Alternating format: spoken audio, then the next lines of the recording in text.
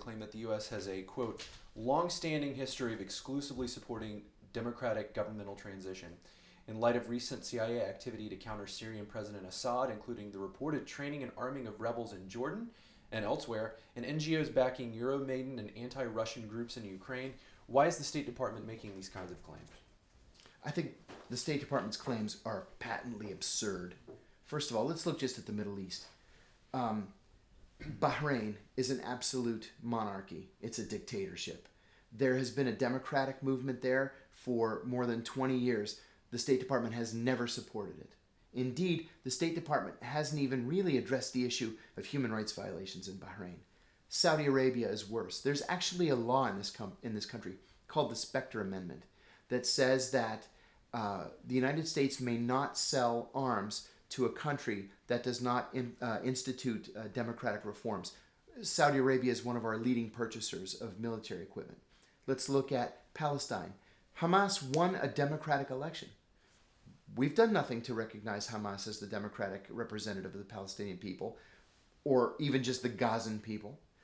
Egypt did have a democratic election, right? And the Muslim Brotherhood won. Well, as soon as the Muslim Brotherhood turned out to be somebody we didn't want to do business with, we supported a military coup and an ensuing military dictatorship. We can go back farther in history. We can talk about Iran. We can talk about Guatemala in the 50s. We can talk about the Dominican Republic in the 60s. We can talk about Greece, a NATO country. And we supported the overthrow of the democratically elected government of Greece in 1967 and then did nothing to encourage democracy until the Greek people overthrew their own dictatorship in 1974. So for the State Department spokesman to say something like this, either she thinks the American people are stupid or she's horribly misinformed. Well, as for Egypt, I suppose my understanding was that a vote for the Muslim Brotherhood in that case was really a vote by the Egyptians to discontinue elections after that. I mean, given their stated views of what they were going to do. But the Muslim Brotherhood never said that it was one vote, one man, one vote, one time. They never said that. There were no democratic institutions in Egypt in the first place. I think in part because we've supported the Mubarak and before him the Sadat government, for so many decades. But for us to just say, well, the Muslim Brotherhood, they're really not democratic, so we should probably support their overthrow, I think it's disingenuous. So following the killing of Osama bin Laden, CIA Director Panetta encouraged Obama to release death photos of the al-Qaeda leader due to concerns that a lack of transparency would lead to skepticism about the event having taken place at all, in which that skepticism came to fruition among some people. And weighing that concern against the definitely inflammatory nature of the photographs, what do you make of the president's decision not to release the photos? I thought it showed a lack of transparency. I would have released the photos for the same reasons that Panetta said that they should be released. I think we should have released them at the time. Even if they angered people, or they seemed like they were bragging? Well, I mean, Al-Qaeda is going to be angry whether there are photos or not. They're going to attack us whether there are photos or not. And I think that a release of the photos would have gone a long way to sort of put to rest some of the concerns that we had made the whole thing up. Would you have liked to have seen civilian trials in Manhattan or Absolutely. Northern Virginia court for the 11 Absolutely. hijackers? Osama bin Laden? Of course, we have a historic precedent for civilian trials in this country. I don't know why all of a sudden we're so afraid of Al-Qaeda that we have to try them in a military court in Guantanamo. What about the blind sheikh? He was tried in a civilian court.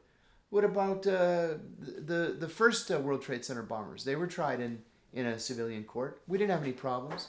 And as far as congressmen not wanting prisoners like senior Al-Qaeda leaders in their districts, in prisons in their districts, well, we already have supermax prisons in their districts. What's the difference whether we have an Al-Qaeda person in there or not? It doesn't make any sense to me. Yeah, they held McVeigh for a while there. Sure they did. Until they killed him. Sure they did. That's right. So, the NSA was tracking, in the lead up to 9/11, the NSA was tracking, monitoring, and recording 9/11 hijackers' phone calls, of which they apparently still have recordings. Mm-hmm. In order to qualm those who would doubt the 9/11 Commission report, in whole or in part, do you think the NSA should be obligated to release original similar source materials like that?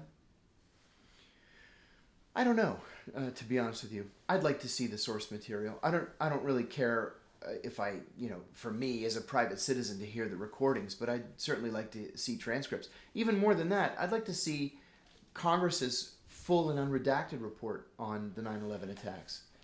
I think that's where we would really get the truth. Senator Bob Graham came out the other day and said he was talking about these 28 redacted pages pointing to official Saudi involvement in 9/11.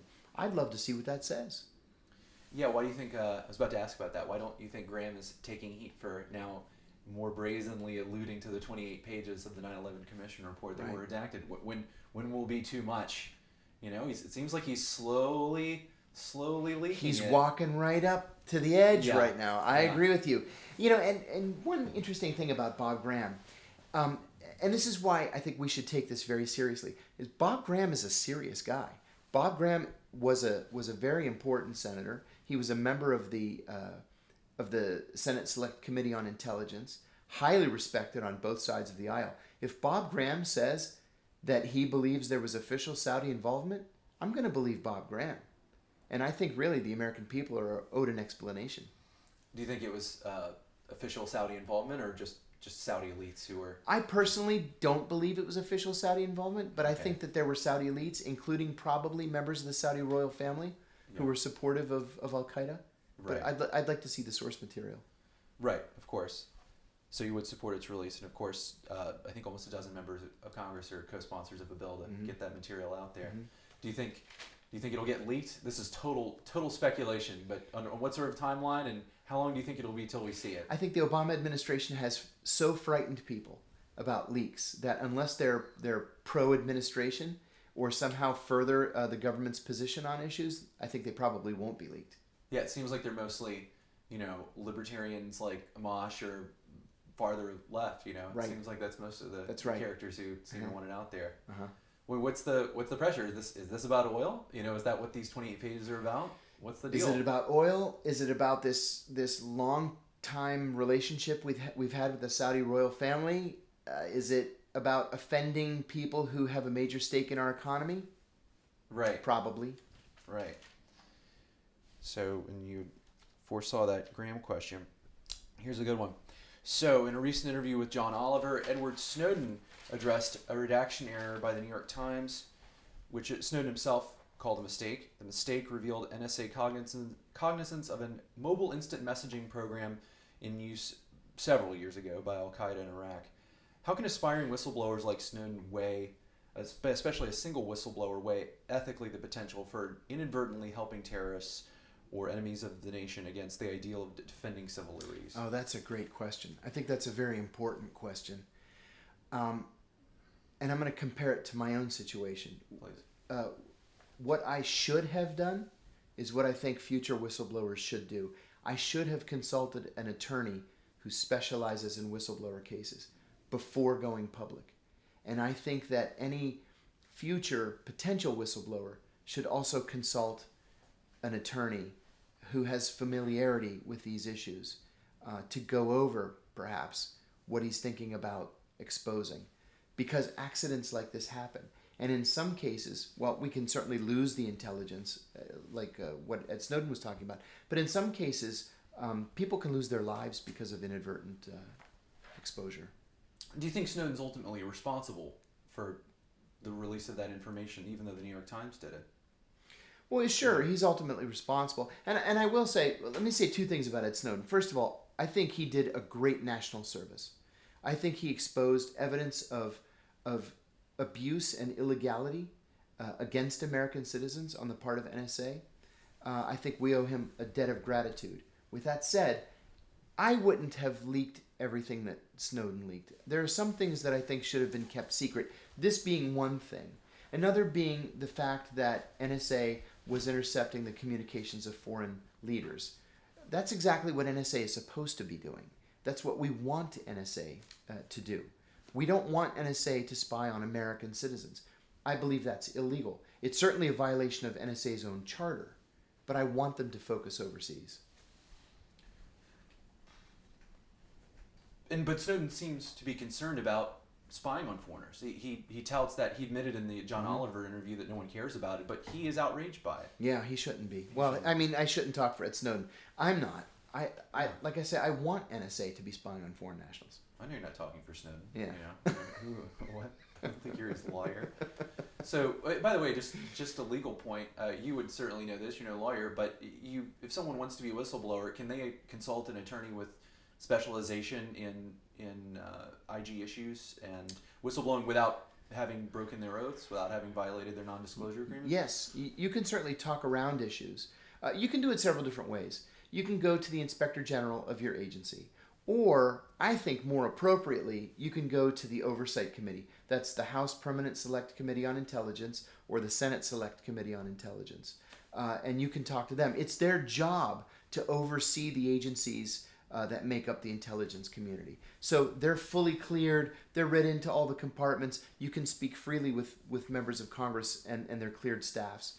There are also several whistleblower attorneys active in Washington, whistleblower organizations active in Washington that are led by attorneys. And while they're not cleared necessarily for the information, you can certainly talk around the information and address the issue of whistleblowing versus the specific classified